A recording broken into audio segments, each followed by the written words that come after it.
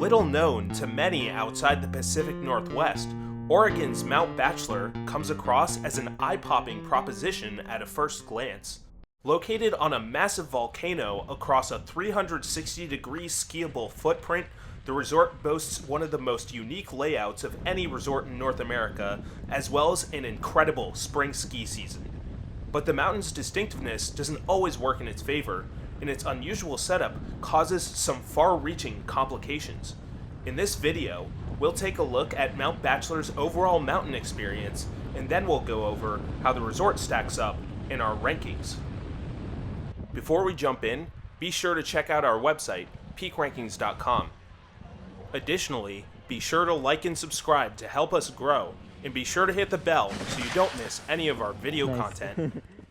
Comprising more than 4,200 skiable acres, Mount Bachelor boasts one of the most expansive, diverse footprints of any North American ski resort. Lower and mid-mountain areas comprise below tree-lined trails, as well as unique, thinly wooded glades and naturally formed snowfields. Northwest through northeast faces receive direct lift service, and with the exception of some short beginner lifts, Mount Bachelor offers high-speed lift service across every resort area. The resort also offers a summit lift, which services high alpine poles and offers access to mountain faces off every direction. Views from the summit are absolutely phenomenal, thanks to an open, otherworldly footprint and astonishing views. Some west-facing summit lines require a short hike to reach, but the hike brings you to the true resort summit with truly unobstructed lookouts in every direction.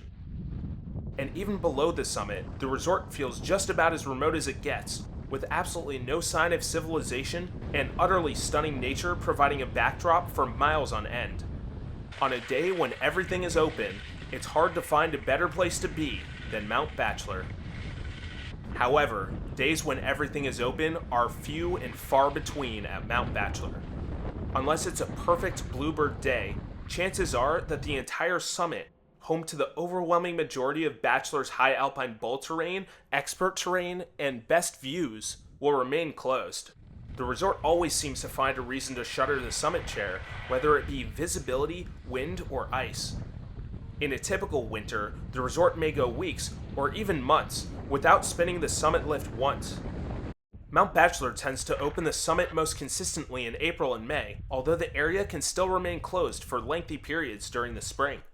But even under rare circumstances when Bachelor's summit is open, it's more often than not that the resort's south-facing backside still remains closed. Conditions are highly variable in this sun-exposed expert zone, and the circumstances need to be truly perfect for the resort to open it.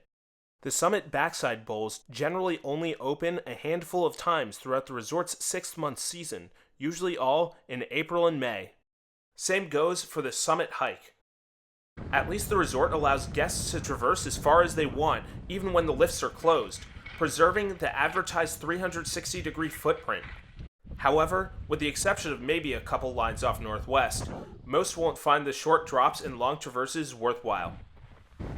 Bachelor's lower mountain north and east faces, which mainly comprise green, blue, and easy black terrain, are really the only resort areas that remain open consistently throughout the season. These areas aren't nearly as breathtaking as the summit, but they still offer quite beautiful vistas, especially just at treeline. Mount Bachelor offers a good learning environment for beginners. The resort offers 2 bunny hill areas, one of which is the newly constructed early riser zone, which comprises very short mellow slopes and is only open on weekends and holidays, but is completely free when open. The other one is the slightly larger Little Pine Zone, which was previously known as Sunshine Accelerator. This zone offers high-speed lift service unique to a learning area. Once progressing up the mountain, Bachelor's best beginner options can be found off the Sunrise Lift, where a number of mellow trails and some cool adventure zones exist in isolation for more aggressive skier traffic. There are even some beginner glade trails over here. The Skyline and Pine Martin areas also have a few green trails, but they're pretty much just traverses and they're not very enjoyable. Of all ability levels, the intermediate demographic will probably find themselves most at home at Mount Bachelor. Almost the entirety of the lift service footprint contains enjoyable intermediate options. Standout zones include the isolated, lightly gladed Cloud Chaser area, which begins with a short high alpine stretch. as well as the frontside outback and Pine Marten areas. A number of high alpine blue groomers do exist off the resort's summit chair, but they're subject to summit's variable closures and are particularly susceptible to icy conditions when open due to their exposure. Freestylers are one demographic that will find a lot to like at Mount Bachelor. The resort is home to a family of Woodward terrain parks, and like at other Woodward-affiliated resorts, the setup is one of the best in the business. The parks range from extra small to extra large in feature size and offer engaging, unique, progression-focused setups. Much of Bachelor's Black Diamond terrain is mellower than one might expect. Most black runs are best suited for advanced intermediates, especially in the Pine Marten and Outback areas where steep sections are short and manageable. Besides the Hike 2 cone area, which likely won't interest most guests, Bachelor's most technical normally open runs are at Northwest, which boasts decently steep mogul and tree trails that require decent endurance. Depending on the time of season, getting to some lines can require navigating rocks. Oh my god. While they all turn into intermediate runs about halfway down, these are some of the longest trails at the resort, extending more than 2,000 feet down approximately 2/3 of the volcano's skiable height. They might not be the most difficult runs out there, but by the time you get down one of these, your legs will feel like absolute jello. Likely due to the complexities of reaching it, Bachelor often doesn't receive the credit it deserves for its truly technical terrain. The West Ridge Cornice, only accessible via a summit hike and extremely difficult to find, contains precipitous drops, some of which require free falls, as well as tight rock faces with mandatory fall lines and no room for error. Other nearby lines that are slightly easier to reach involve tight, steep pitches through rock walls. Unfortunately, Bachelor's most demanding runs are open so inconsistently that you may as well plan your vacation as if they don't exist. Like in the back bowls, Bachelor's Extremes really only open on unicorn days. The Northwest chair also closes regularly due to storms, and when that and Summit are closed, lift service advanced and expert options are slim. The quantity of Bachelor snow has degraded considerably in recent years. The resort regularly received several hundred feet of snow annually during the early 2010s, but that number has essentially halved at best in recent years. Unfortunately, these circumstances have made for fewer powder days and less consistent cover than in years past. But perhaps unintuitively, the less stormy conditions have also allowed for slightly more consistent summit openings during peak winter months. That being said, visitors can still expect decent snow each winter with high quality, if heavy, snow after storms. The best snow stays in the trees for days, especially if you traverse over to the far reaches of the resort.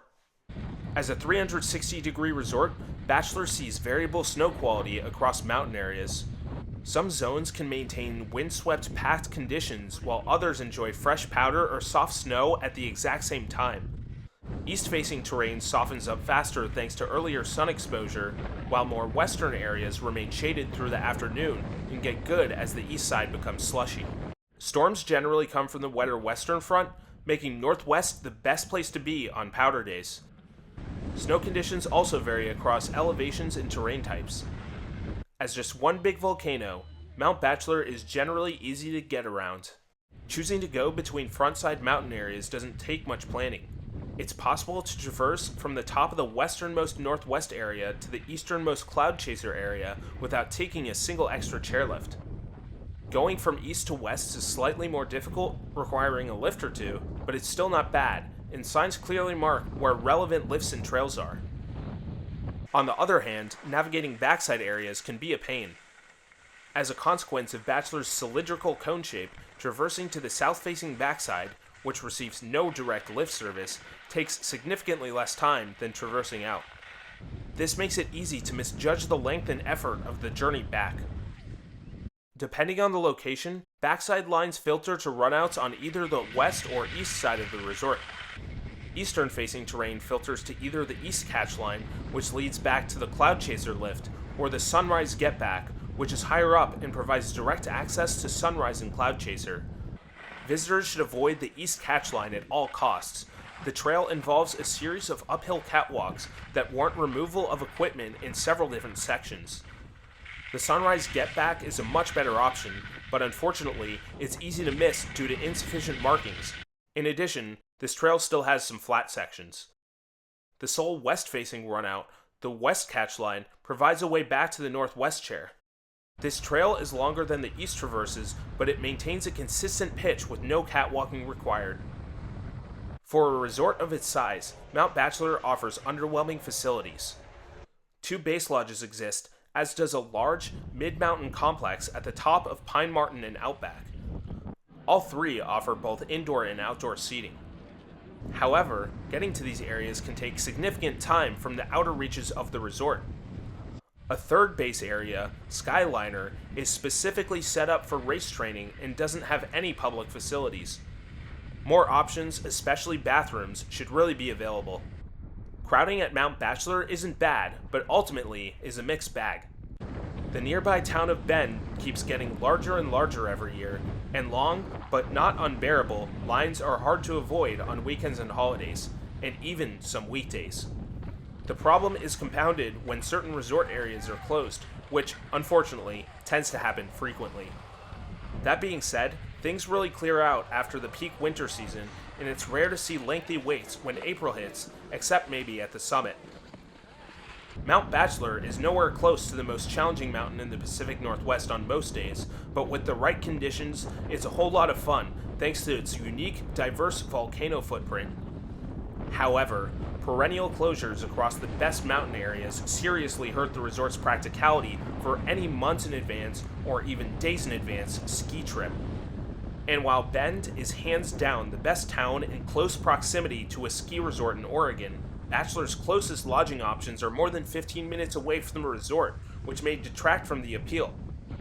The resort is best enjoyed during the spring, when terrain is most consistently open and crowds are lower. Now let's go through how Mount Bachelor stacks up in our resort rankings, which are determined by the following 10-category mountain score. Mount Bachelor's snow quantity has degraded in recent years, but the quality of the snow when it storms has not. Conditions still beat the East Coast by a long shot, and the resort earns a 7 for snow. Resiliency is really a low point. Despite a long season, a sizable chunk of the resort is subject to frequent, unpredictable closures, and the resort only gets a 3 in this category. Mount Bachelor is massive. While not the biggest resort out there, it measures over 4,200 skiable acres and gets a 9 for size. Bachelor offers impressively varied terrain with a little bit of just about everything and gets a 9 for terrain diversity. The mountain has some truly formidable lines on the right day at the right place, but the overwhelming majority of guests will experience mellower terrain than competitors, and the resort gets a 6 for challenge. All lift service terrain can be accessed through high-speed quads. Despite a bit of hiking required in some places, the resort still gets a 9 for lifts. Crowd flow is decent enough, but some areas lack sufficient redundancy and the resort is only getting busier. The resort gets a 6 in this category. Facilities aren't bad, but they're not as developed as they should be for a resort of this size, and the resort gets a 4 for facilities. Navigation is refreshingly easy for a resort of this size, but it's a pain to get around some backside areas, and the resort gets a 6 for navigation. And finally, mountain aesthetic. Mount Bachelor is truly a one-of-a-kind resort with 360-degree skiing and astonishing vistas throughout, but the resort's most beautiful areas are closed so often that most guests will never ski them, and the resort gets a 9 in this category.